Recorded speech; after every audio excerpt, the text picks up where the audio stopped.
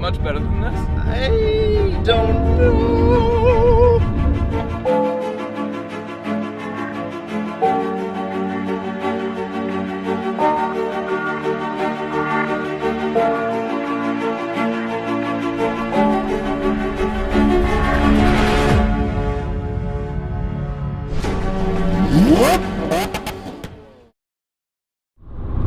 Well, we got about another hour before we actually start the next chapter of this journey, so we're cruising with gas.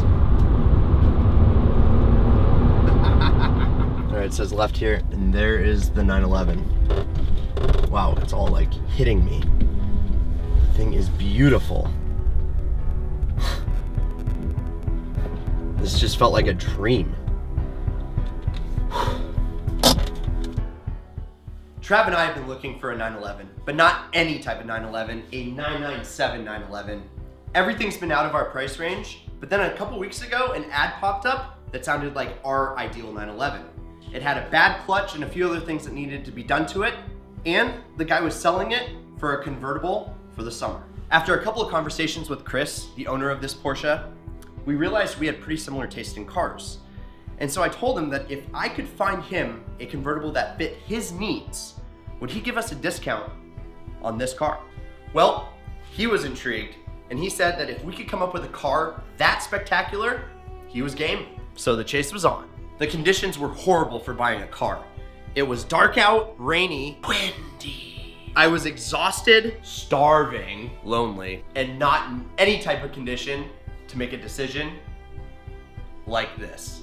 Brad, car looks amazing. You have held up your end of the bargain for sure. I'm really happy. So why don't you go take a look at the 911 and see what you think? Now it's on to checking out the 911, and I don't know, it looks amazing from here. So sounds like we'll probably get a pretty good price on it if we do end up wanting to buy it, but I have a feeling we will.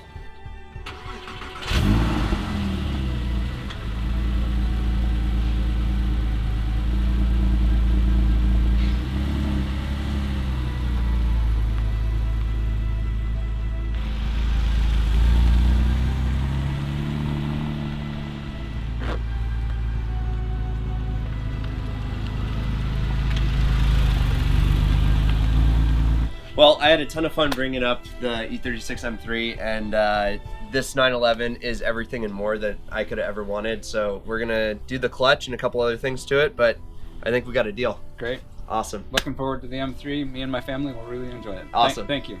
Once I got back from the test ride, there was no way that those few issues were gonna get in the way of a lifelong dream, owning a Porsche 911. So what we're looking at here is a Boy Racer 911 that's been modified with weird stripes that need to be taken off, a clutch that needs to be put in, and a few other enhancements to make this a proper Porsche. When you take into account the cash value of the wheels that it did have on it, this car was a screaming deal. Hence, the reason this car's been stuck on the lift for the last couple of days, and I cannot wait for Trav to get his hands on it.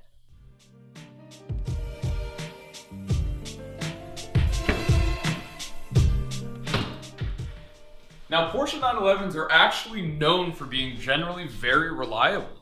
The car has several strong points mechanically, but no car is perfect, and the 997 911 is no exception.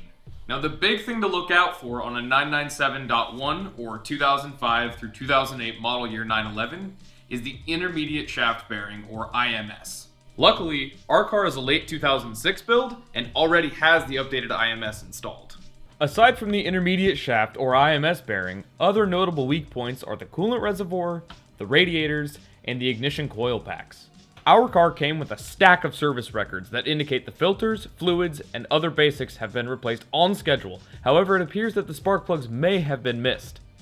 Seeing as the coil packs are common for developing cracks, we'll remove the coils to inspect them and install a fresh set of plugs while we're at it. Check the coolant reservoir closely. Inspect for cracks starting to form or any signs of coolant leakage. And as always, check the braking, steering, suspension, safety, exhaust, and the rest of the cooling system for any signs of malfunction. Inspect the radiators and coolers for leaks or damage, and make sure they aren't full of debris. The coolers at the front of the car have to be able to breathe in order to work effectively. Now, besides a potential problem with the clutch, The fact that we have a few cosmetic issues to contend with, and our car is missing its wheels, I don't think we're gonna have much of a problem turning this 911 into an ideal car.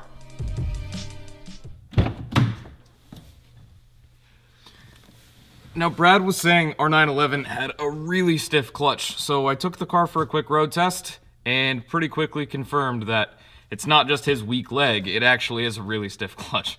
Now, based on how the clutch felt, it was easy to determine that we don't actually have a hydraulic issue. It's actually probably either a worn pressure plate or a damaged clutch fork. So either way, we need to remove the transmission and get eyes on this clutch. Ah, I see that you're wearing the shirt that I got you. I am. What's up, man? What up, buddy? What are we doing today? Well, we're gonna pull the transmission out of our 911, but before we do, I got something for you too. No, you did not. Right there. Let's get this ironed on your overalls there, and let's get started. Bradley, danger. So doing a clutch on a 911 actually is a DIY kind of job. It's really not that complicated. But I strongly recommend you find access to a lift one way or another. To begin, remove the car's 3 rearmost underbody panels. Take care when removing these because not only do they protect the engine from dirt and damage, they're also part of the car's aerodynamics package.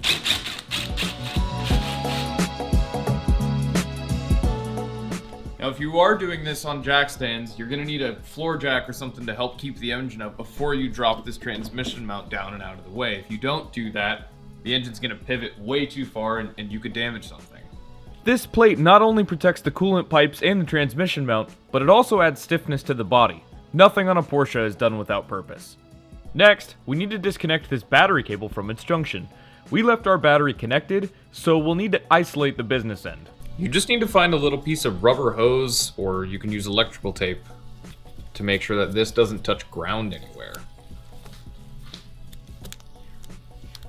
With our battery cable taped up and out of the way, it's time to get on with the next task, removing the axles. Now the axles don't have to be removed from the car completely, they can be unbolted and just swung out of the way.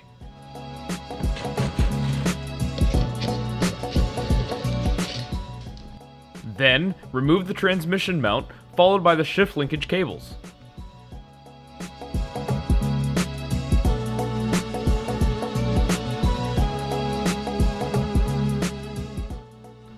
Finally, unbolt and remove the slave cylinder assemblies.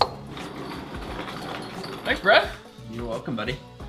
All right, so with everything off, this thing is ready to come out. All we've got left are a couple bell housing bolts. To do those, first you're gonna wanna lift the engine high enough so that you can access these lower ones, because to get access to the top ones, we're gonna have to lower this as far down as we can.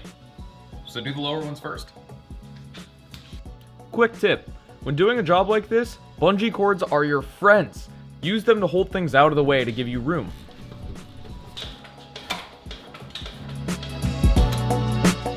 With our transmission out of the way, the next step is to remove the pressure plate so we can gain access to the clutch assembly. With all the bolts out of our pressure plate, simply lever it off the alignment dowels on the flywheel. Take care not to drop the clutch disc. So the clutch disc itself on our car really isn't all that bad. It still had plenty of life left. The pressure plate and flywheel, though, are destroyed. Judging by all these hot spots, this car may have seen some abuse. Clearly, this clutch took a lot of heat, and as a result, you've now tempered these release fingers. So what we were actually feeling is when Brad would push the clutch pedal and this release bearing would try to move these, it couldn't do it as effectively as it will be able to on our new one. So because our 911 already has 80,000 miles on it, we're not only going to replace the clutch disc, but we're going to replace the release bearing, the pressure plate, the flywheel, the fork, and the pivot pin. So with the pressure plate and the clutch disc out of the way, it's time to take the flywheel off. If you have any buddies, grab a buddy because these things are heavy. Oh. There you go, Brad.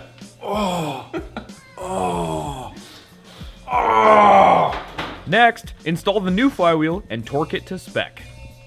Now, after you've got your flywheel installed, the next step is going to be to install the clutch disc. Some clutch discs come with a special tool like this. Unfortunately for us, ours didn't, but lucky for us, we had this one from an old Honda we used to have. And with just a little modification, our tool fit perfectly. With the clutch disc perfectly centered, torque the pressure plate. Then, use the tool to check your work.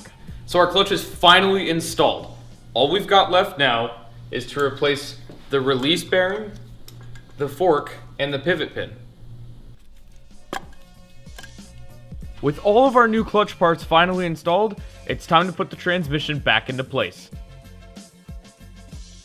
Quick tip, put a few wheel bolts back in the hubs and use a screwdriver in the brakes to keep the axles from spinning while you're trying to torque them.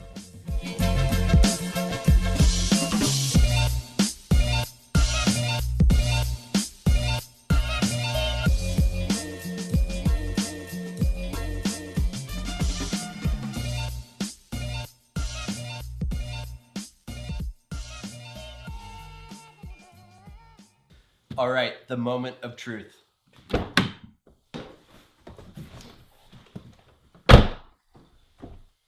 Trav, I almost just put my foot through the floor. Not too bad, huh? Oh my gosh, that is amazing. It's gonna be a different car to drive, dude. I can't wait. I'm pretty excited because Trav was able to source some wheels for this 911. So I'm gonna add some stone guards to complement those wheels. See, stone guards give this car that retro look. Back in the 70s and 80s, stone guards were applied to the 911s, which back then were the SC and the 3.2 Carrera. Because of the rear hips on this very wide 911 body, the stone guards actually protect from rocks on roads that aren't perfect. They look cool too. To install stone guards, simply apply a light application of Windex to allow the film to slide around without sticking. Next, pick a starting point for the stone guards and gently work your way down with the squeegee.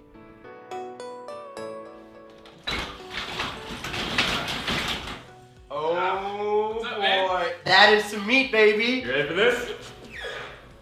Look at these. They match the splats. Dude, Oh, Trav. nice, dude. Good work. Dude, that's sick. All right, well, I mean, dude, we gotta mount them. Let's get them on. 295s. Oh, dude, and I got one more thing. Here, hold that for a second. Look at these, buddy. Oh my God, those are gonna look so good inside. Give Right? that to me, man. Trav, these look killer. And look at these stone guards I just threw on, man. Dude, those look amazing, and they match our new wheels. Wheels, stone guards, and floor mats, man. Well, I got one more side to put on, so while I do that, why don't you throw on the wheels?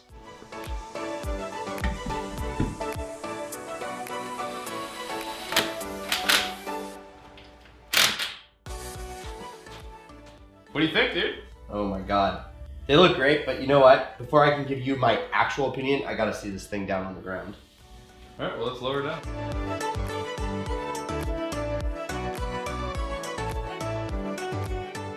These wheels and these stone guards look incredible together, Trav, but this single stripe, dude, it's gotta go. Actually, Brad, I did a little bit of research, and it turns out these stripes actually belong on a 911R.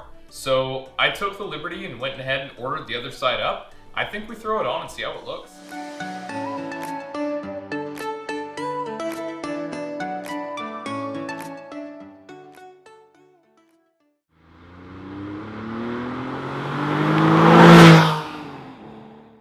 So we just got back from the road test, and I have to say this clutch feels absolutely fantastic. So mechanically, there's only one thing left, and that's a quick spark plug change.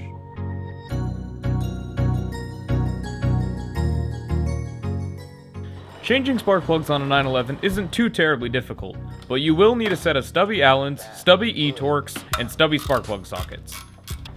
Start by removing the heat shields for the ignition coils.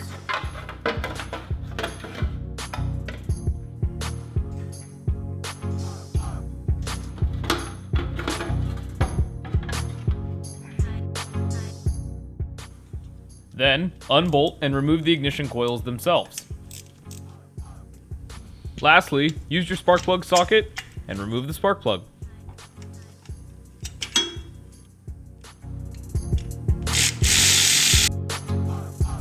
Now Now, as you can see here, this spark plug is fairly worn, and because of the mileage, it was due for replacement.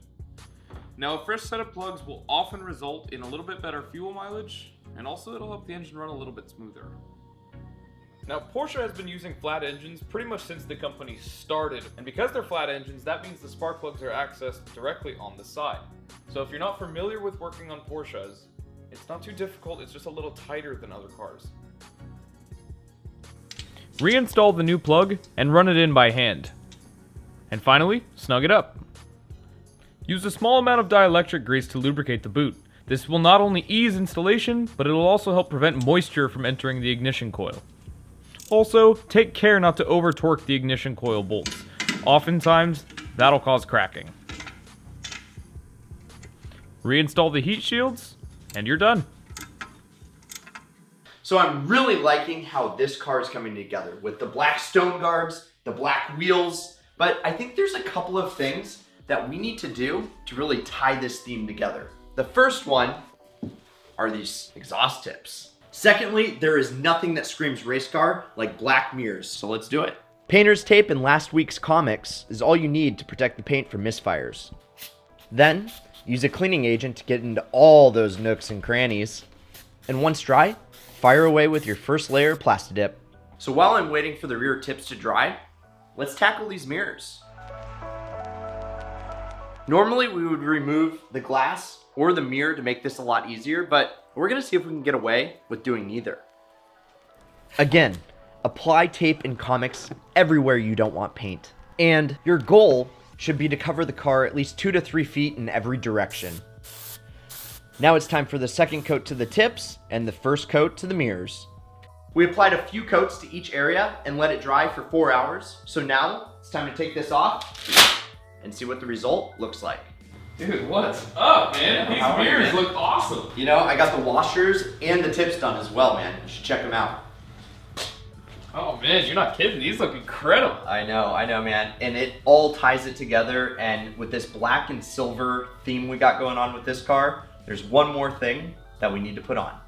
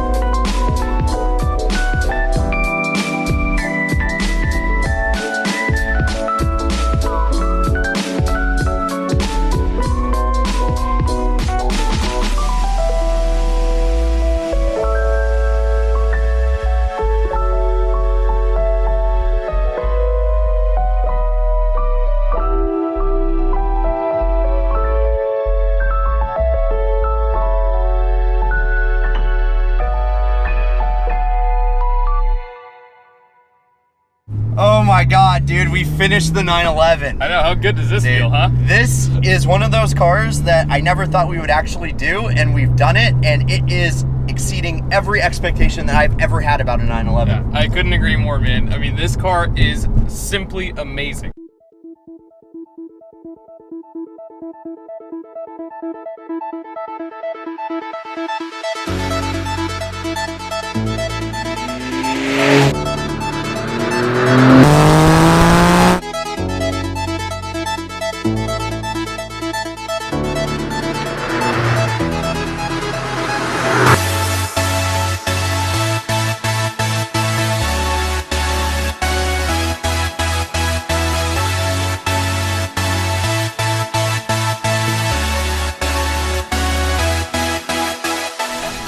I understand why every enthusiast should own this car at least once. Definitely.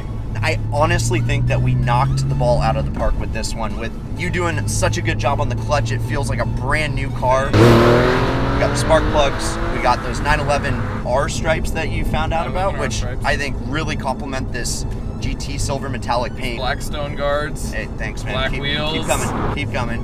I even really like the little Nürburgring, you know? It's those small touches that really make this car your own, which It's small touches, you know, that's one thing about the 911. It is the small things. It It's is. like how the gearbox feels and how easy it is to rev match and that how AWE exhaust. how the engine revs and the torque. It's all those little details that make the 911 such a benchmark. It is, and I want to go grab a beer with you because I want to talk about that. That suspension, though. Yeah. It's nice on nice roads, but man, there aren't enough of them in Seattle. Or it just might be the way you drive. Probably mostly that. Let's go grab a beer. Let's do it.